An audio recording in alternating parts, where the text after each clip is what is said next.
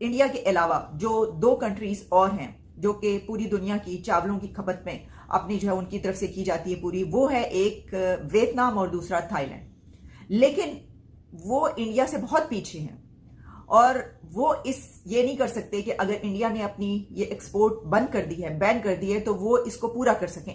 एक बहुत बड़ी प्रॉब्लम दुनिया को जो रहेगी वो होगी फूड सिक्योरिटी। और इस पर हमने इंडिया की इस हवाले से क्या पॉलिसीज हैं और कैसे हर फोरम पर और हर कॉन्फ्रेंस में और हर समिट पे इंडिया का जो एजेंडा होता है उसमें सबसे ऊपर एनवायरमेंट, क्लाइमेट चेंज और खासतौर पर फूड सिक्योरिटी की वो बात करते रहे हैं।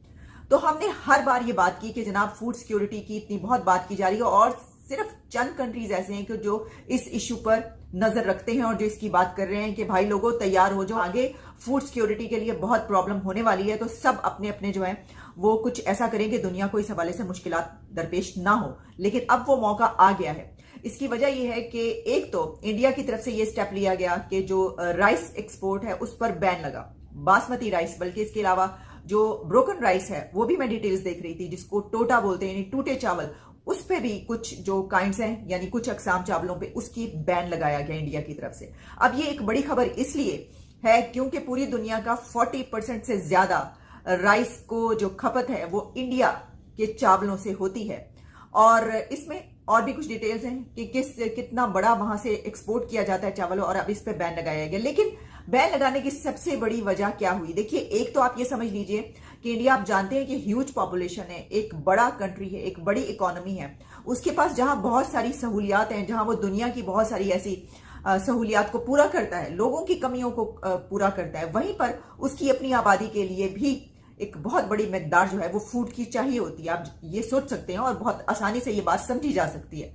लेकिन जो इस वक्त हालात चल रहे हैं उसमें इंडिया को ये नजर आया कि इन हालात में अपने मुल्क की आबादी का पूरा करने के लिए सबसे पहले जो है वो अपना मुल्क है और अपनी पॉपुलेशन है। तो हमें पहले अपनी पॉपुलेशन की जो इस वक्त की फूड की जितनी भी कैपेसिटी है उसको पूरा करना है। तो इसलिए उन्होंने इस पे एक तो पाबंदी लगाई। अच्छा, दूसरा हम ये देख रहे हैं कि सिर्फ इंडिया की तरफ से ये कदम फूड सिक्योरिटी के हवाले से नहीं उठाया गया, बल्कि इस पे हमने ये देखा कि रशिया की तरफ से भी जो खास तौर पर ब्लैक सी डील, उसमें उन्होंने जो एक्सपोर्ट इंपोर्ट होती थी कंट्रीज के बीच, उस ग्रेन्स डील पर उन्होंने उसमें से अपने आप को पुल आउट कर लिया। इंडिया के अलावा जो दो कंट्रीज और हैं जो कि पूरी दुनिया की चावलों की खपत में अपनी जो है उनकी तरफ से की जाती है पूरी, वो है एक वियतनाम और दूसरा थाईलैंड।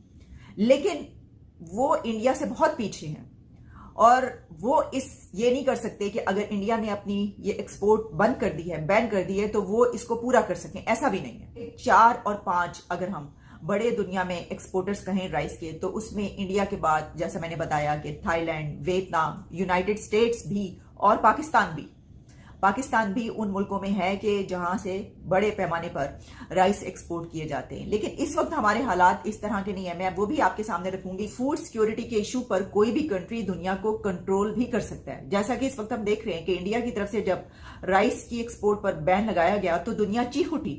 सर, सबसे पहले तो आपके लिए खुशखबरी है कि पंजाब गवर्नमेंट जो बहुत सारी गाड़ियां लेने लगी है, अचानक से आईएमएफ से पैसा आया। सर, आपका कहना ये था पैसा पाकिस्तान नहीं आएगा, तो सर आपकी खबर गलत साबित हो गई, वरना सर इतना पैसा आ गया जब तो गाड़ियां खरीद रहे हैं ये लोग। देखें, मैं हमेशा ये कहता था, और दूसरा वो भी गवर्नमेंट जो पंजाब गवर्नमेंट खरीद रही है जो कि इंटरम गवर्नमेंट है, जिसका कोई मैंडेट ही मौजूद नहीं है। उन्होंने 3 अरब 20 करोड़ की गाड़ियां अपने असिस्टेंट कमिश्नर्स और सबको कहा है कि आप नई गाड़ियां खरीद लें। उसमें कई करोला गाड़ियां हैं, वीगो हैं। लेकिन ये वो मुल्क है जो दर बदर जलील हो रहा है पूरी दुनिया के अंदर पैसों की खातिर। ये वो कंट्री है।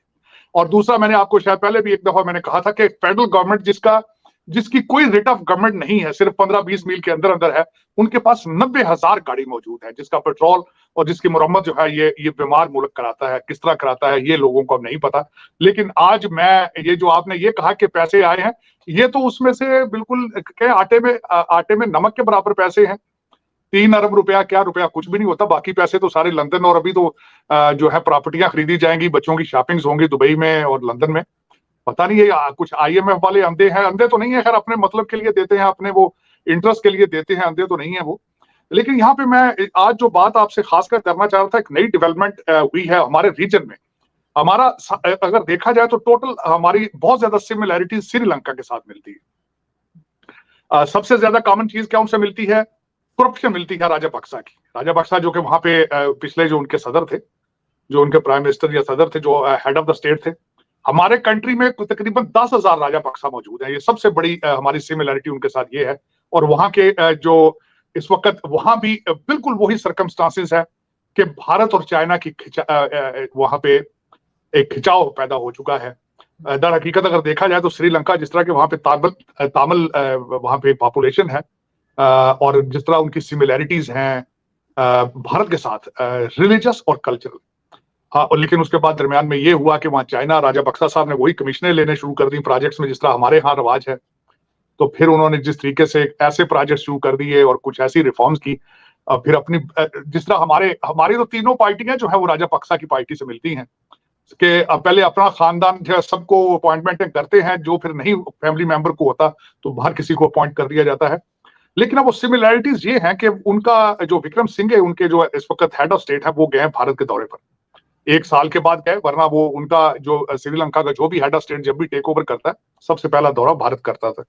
इनको 1 साल लगा आते आते, और फिर आके उन्होंने कुछ डाउन प्ले भी थोड़ा सा किया। उन्होंने कहा जी कि हम चाइना और भारत को बैलेंस करेंगे, जो कि एक नामुमकिन सी बात है। लेकिन माजी में ये बताना चाहूंगा कि इस वक्त जब श्रीलंका के ऊपर क्राइसिस थे तो पेरिस क्लब, एक पेरिस क्लब ने इन्होंने पैसे दिए, जापान ने दिए थे, भारत ने, ये सारे इनके कर्जे जो थे सब ने कहा हम अपने रीएडजस्ट कर लेंगे कर्जे, लेकिन चाइना ने कहा था हम अपने कर्जे रीस्केड्यूल नहीं करेंगे। तो और फिर उसके बाद ये हुआ कि उनका एक जासूस बैरी शिप जो था वहां पे खड़ा होके भारत की एटमी तनसीबात जो है उनको भी देखता रहा। हालांकि श्रीलंकन उसमें इंटरेस्टेड नहीं थे, उनको इतराज था। भारत ने अपना प्रोटेस्ट रिकॉर्ड कराया, लेकिन श्रीलंका कुछ नहीं कर सका, चाइना ने अपनी मर्जी की उसमें। अब आज जो मैं समझता हूं कि जो भारत ने बहुत बड़ी, एक तो दूसरी बात उसमें बताना चाहूंगा, पिछले साल जनवरी से जुलाई तक भारत ने उनको $4 बिलियन दिया। हम लोग तो 1 बिलियन के लिए नाक की लकीरें निकालते हैं, तो भारत ने उनको $4 बिलियन दिया। इस दफा जो ट्रिप पर आए हैं उन्होंने कहा कि हम पाइपलाइन, पेट्रोलियम पाइपलाइन और बिजली की जो लाइंस हैं वो बिछाने के लिए तैयार हैं समंदर में, और $4 बिलियन और स्पेंड करने के लिए हम तैयार हैं।